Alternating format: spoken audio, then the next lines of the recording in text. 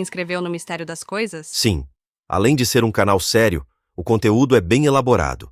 E os vídeos são criados por inteligência artificial.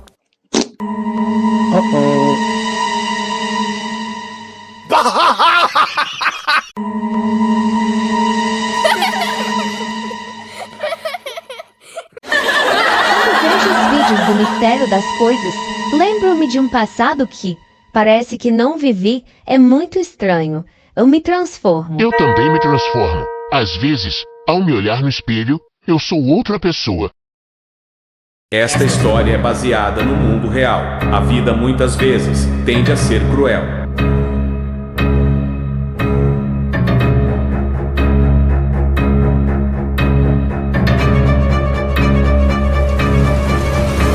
A Casa dos Espelhos. Há muitos anos, numa pequena cidade do interior, havia uma mansão abandonada que era conhecida como a Casa dos Espelhos. A mansão era uma construção imponente e majestosa, com janelas altas e escuras e um jardim negligenciado que parecia assombrado. Dizia-se que a casa pertencia a uma família rica e influente, mas um terrível segredo estava escondido atrás de suas paredes.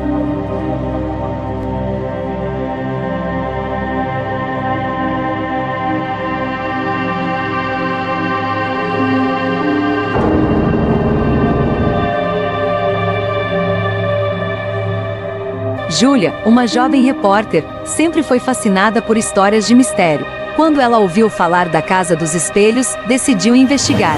Ela entrou em contato com o proprietário da mansão, o Sr. Silva, e pediu uma entrevista. O Sr. Silva era um homem amável e simpático, mas ele não queria falar muito sobre a história da casa. Ele disse a Júlia que a mansão havia sido abandonada há muitos anos e que ele não sabia nada sobre o segredo que se dizia estar escondido lá.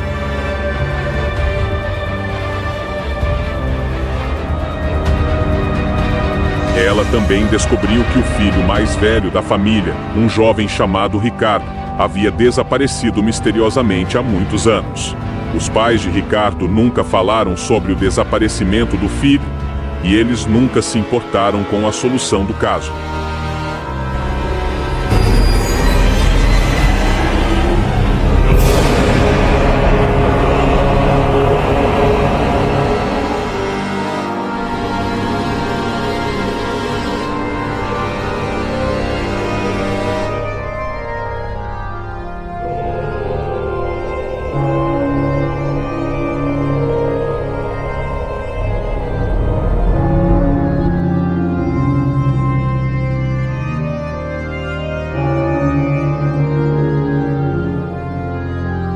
No meio da noite, Júlia escalou o muro da mansão e entrou no jardim. Ela caminhou pela casa, iluminando o caminho com uma lanterna. Encontrou a mansão em ruínas. Os móveis estavam quebrados, as paredes estavam pichadas e o ar estava impregnado de um cheiro de mofo.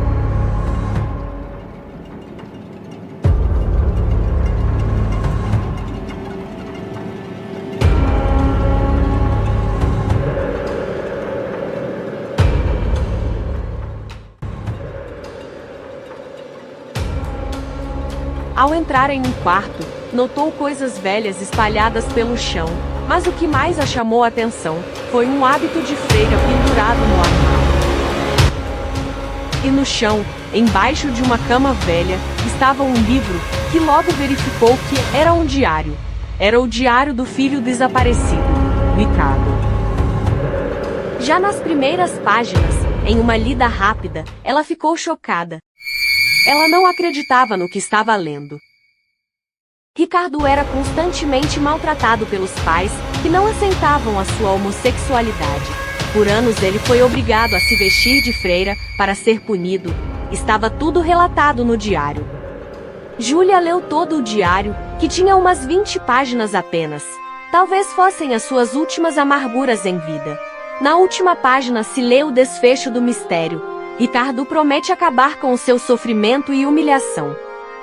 Hoje, depois de muito tempo, conversei com o meu irmão. Disse a ele tudo, inclusive, disse o pior: vou me matar me jogando da torre do casarão, mas antes, vou quebrar todos os espelhos e vitrais da mansão. A Casa dos Espelhos será chamada de a Casa dos Espelhos Quebrados. A jovem investigadora então resolve retornar para sua casa. Passadas algumas semanas, ainda faltava algo para ela publicar a sua história da Casa dos Espelhos. Algo muito importante. Aonde estaria enterrado o corpo do jovem suicida? Ela se lembrou que, escrito no diário, Ricardo citava o seu irmão. Assim, entrou em contato com ele e marcaram um encontro no casarão abandonado. Júlia contou tudo o que sabia das torturas, das humilhações sofridas por Ricardo e, inclusive, do suicídio, o salto para a morte. Ricardo se atirou para a vida. Após a nossa conversa, consegui convencê-lo a se libertar, principalmente das amarras que ele tinha com os nossos pais. Assim, ajudei-o a conversar com eles. Foi combinado que ele teria uma ajuda financeira até se estabilizar. Ele abriu um pequeno restaurante perto da nossa cidade e parece que vai muito bem. A gente se encontra volta e meia e até os nossos pais estão um pouquinho mais flexíveis. Júlia ficou surpresa e muito eufórica. Agora ela poderia terminar a sua história e publicar um conto de suspense e mistério com final feliz. A Casa dos Espelhos será reformada e se transformará num ponto turístico. Dizem que o espírito de uma freira vaga pelo casarão. Será?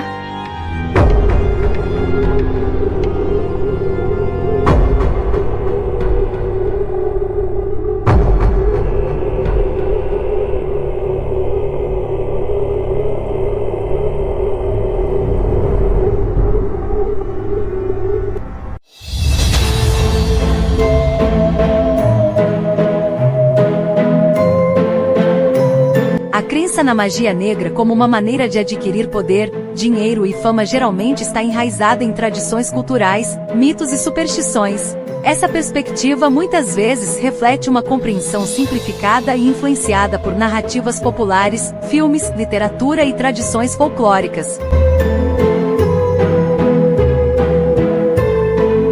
Pacto com o diabo. Muitas histórias sobre magia negra envolvem a ideia de fazer um pacto com entidades sobrenaturais, frequentemente retratadas como o diabo. Nesses pactos, a pessoa supostamente troca sua alma por poder, riqueza ou sucesso. Rituais e feitiços. A magia negra é frequentemente associada a rituais obscuros e feitiços que supostamente podem manipular forças sobrenaturais para alcançar objetivos mundanos, como obter riqueza ou fama. É importante notar que essas representações são, em grande parte, baseadas em mitos e estereótipos. Na realidade, as práticas de magia variam amplamente entre diferentes culturas e tradições, e muitas vezes são consideradas como formas legítimas de espiritualidade por aqueles que as praticam. O estigma em torno da magia negra muitas vezes resulta de mal-entendidos e interpretações distorcidas.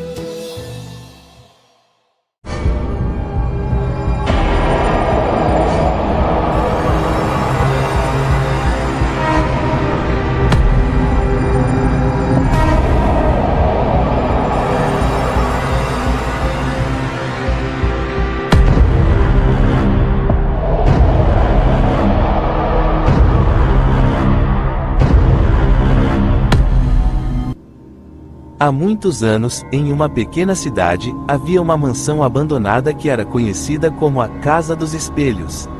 A mansão era uma construção imponente e majestosa, com janelas altas e escuras e um jardim negligenciado que parecia assombrado.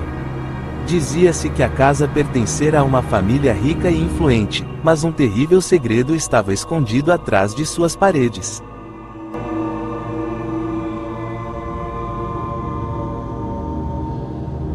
A lenda diz que um homem misterioso chamado Dr. Sancler vivia na mansão com sua bela esposa, Elizabeth.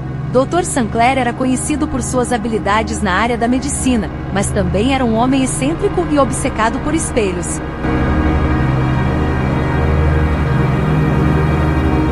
A casa estava repleta de espelhos de todos os tipos e tamanhos, desde pequenos espelhos de mão até grandes espelhos de corpo inteiro. Cada cômodo da casa tinha, pelo menos, um espelho, e os espelhos eram decorados com gravuras estranhas e símbolos desconhecidos. A história conta que em uma noite escura e tempestuosa, um grito terrível ecoou da mansão, assustando os moradores da cidade. Quando as autoridades chegaram à casa, encontraram o Dr. Sinclair morto e sua esposa, Elizabeth, em estado de choque. Ela estava coberta de sangue e não conseguia explicar o que havia acontecido. Os investigadores descobriram que os espelhos da casa escondiam segredos terríveis. Aparentemente, Dr. Sinclair estava conduzindo experimentos bizarros com os espelhos, tentando abrir portais para outro mundo. Alguns acreditavam que ele havia conseguido, e criaturas sombrias e aterrorizantes haviam emergido dos espelhos, causando a morte do doutor. Desde aquele dia, a Casa dos Espelhos foi considerada amaldiçoada. Dizia-se que os espelhos ainda continham as almas das criaturas sombrias, que qualquer pessoa que se atrevesse a olhar para eles seria amaldiçoada e encontraria um destino terrível. Elizabeth viveu isolada no casarão, até morrer aos 70 anos. A casa foi abandonada e permaneceu intocada por muitas gerações.